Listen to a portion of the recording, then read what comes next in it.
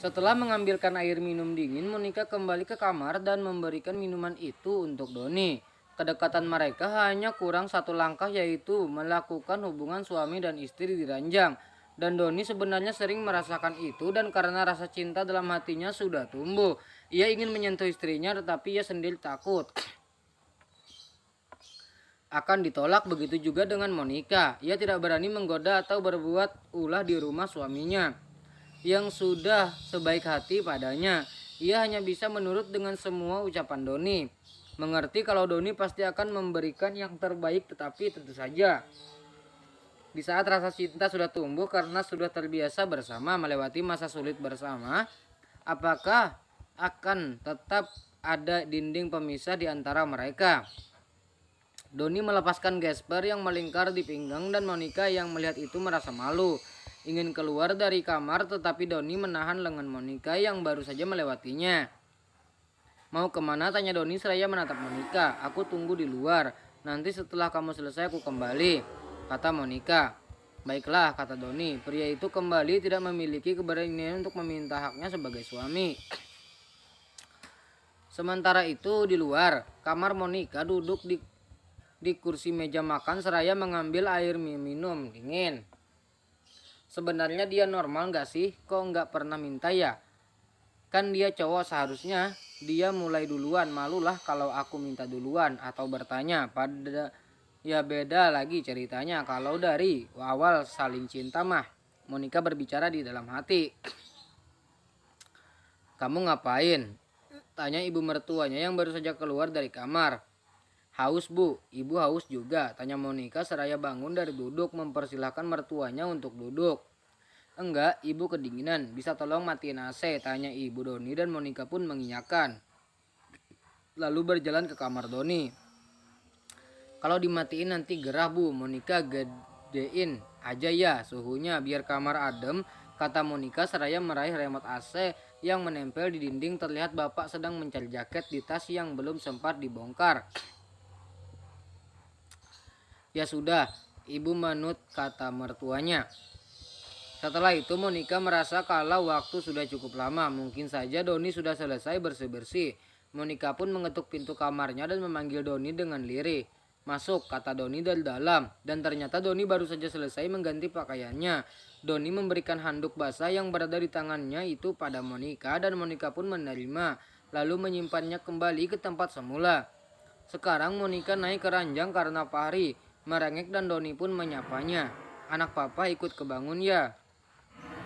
Tanya Doni yang menyusul ke ranjang, meminta bayi itu pada Monica dan Monica memberikannya dengan senang hati. Karena merasa bahagia, Doni menganggap anak itu seperti anaknya. Bahkan Doni tidak pernah mengeluh atau mengungkit sedikit kebaikannya. Semakin besar kamu mirip siapa? Apa mirip mama? Tanya Doni. Dan Monica pun ikut memperhatikan wajah bayi itu. Iya, mirip siapa ya? Mirip Arnold juga nggak, batin Monica. Tapi setelah dilihat bayi itu sedikit memiliki kemiripan dengan Monica.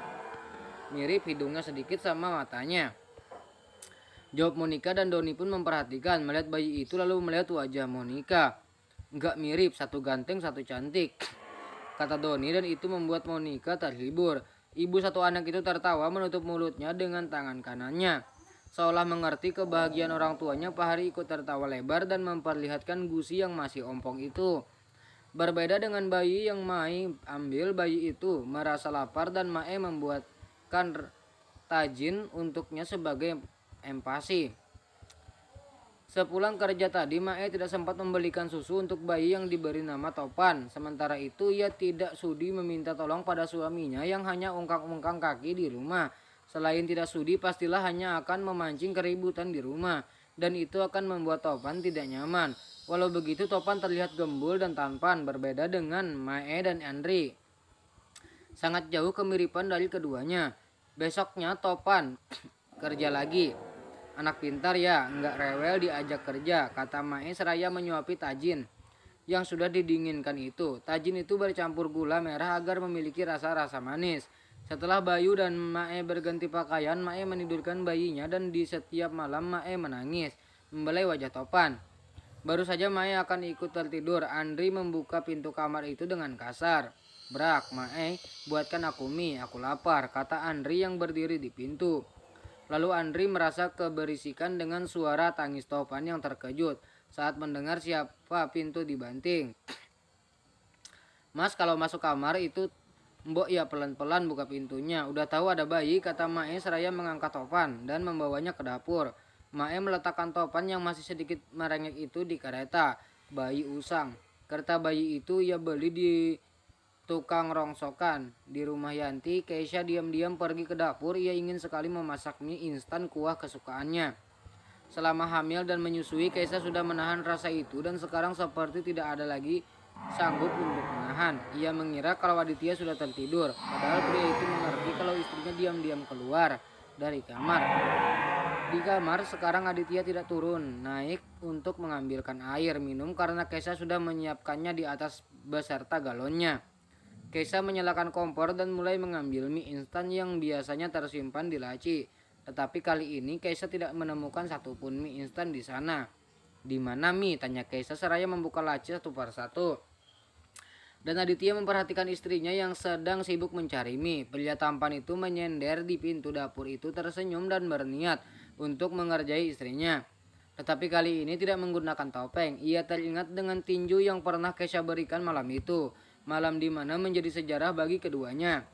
Aditya berjalan diam-diam mendekati Keisha ingin mengagetkannya. "Dor," seru Aditya seraya meletakkan kedua tangannya di bahu Keisha. Keisha terkejut terlebih lagi ia diketahuan sedang di dapur. "Mas, bikin kaget aja," gerutu Keisha seraya berbalik badan. Keisha berbalik badan sedikit memukul pelan di lengan Aditya. "Kamu ngapain tengah malam gini?" tanya Aditya seraya menarik kursi meja makan lalu duduk di sana. Tidak mungkin mengatakan yang sebenarnya karena Aditya sudah melarang Keisha untuk memakan itu. Aditya bangun dari duduknya dan mematikan kompor yang artinya sudah mendidih itu. "Dengar, aku tahu apa yang kamu lakukan dan apa yang kamu cari. Tidak ada mie satupun di rumah ini, ngerti?" kata Aditya. Keisha hanya menepuk wajahnya, sudah pasrah karena tidak mungkin melawan setelah mendengar ucapan Aditya yang terdengar serius. Setelah itu Aditya membawa kembali ke kamar, sedangkan mata Keisha terus melirik pada dapur itu seolah tidak rela untuk meninggalkannya. Keisha yakin di salah satu laci yang belum terbuka itu ada tersimpan mie yang disembunyikan oleh rahasia. Dimin baru saja selesai bekerja. Ia kembali ke kamar dan melihat punggung Nika yang bergetar. Pria itu tahu kalau istrinya sedang menangis. Dimin pun mendekat dan meraih ponsel yang masih menyala di tangan Ririn. Dimin membaca isi pesan yang baru saja dikirim oleh maminya. "Biarkan Dimin menikah lagi, saya menginginkan cucu." "Jim," Nika memanggil dan kembali mengambil ponselnya. Melihat Nika yang menangis membuat Dimin yakin kalau Nika sendiri sudah mencintainya. "Jangan." Jawab Dimin. Pria itu ikut duduk di tengah ranjang. "Nikah lagi aja sana. Sesuai keinginan orang tua kamu. Lagi pula awal nikah kita juga main-main kan." "Kamu ini ngomong apa? Walau awalnya main-main tapi sekarang kita saling membutuhkan. Saling sayang juga saling cinta bukan?" tanya Dimin seraya menghapus air mata Ririn. "Tapi aku sakit setiap hari orang tua kamu nanyain cucu. Aku stres tahu nggak?" kata Nika seraya menurunkan tangan Dimin dari wajahnya. "Memangnya kalau aku nikah lagi kamu rela?" tanya Dimin dan Nika menatap tajam Dimin. "Kan aku baru nanya gitu aja kamu udah melotot. Kalau kamu udah terlanjur cinta sama aku bilang aja. Lagian siapa yang mau nikah lagi? Satu istri aja nggak habis-habis apalagi dua," kata Dimin seraya berbaring menarik selimut dan Nika merasa jengkel mendengar jawaban Dimin. Gadis itu menarik selimut Dimin dan memukuli suaminya menggunakan bantal. "Au, lo tahu nggak?" pekik Dimin dan pria itu menangkap bantal Nika. Sekarang keadaan sudah berbalik. Nika yang berada di bawah Dimin. "Gue enakin juga loh." Atau Dimin yang kemudian melepaskan piyama, teriak Nika. Gadis itu sedang marah tetapi suaminya tidak melihat keadaan. Keduanya bertempur sengit di atas ranjang. Nika menarik rambut Dimin supaya melepaskan isapan di pedenya. "Gila," teriak Nika dan kali ini Dimin menyumpal dengan mulutnya.